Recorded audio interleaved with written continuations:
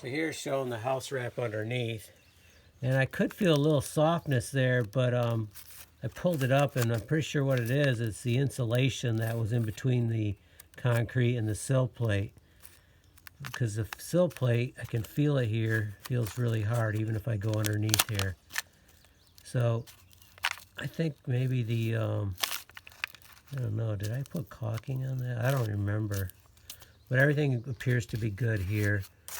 So I'm going to cut my board to go in here. And then another board, because I have a 1/2 inch and a 3/4 inch. It'll bring it out even. And then I'm going to nail it in and caulk it, and that repair will be complete. Oh, I should also say I really like the battery skill saws. I don't use them a lot. I like to do stuff with a handsaw, but gosh, there are times when they're just so handy, and this happens to be one of them. Okay, let's get it finished.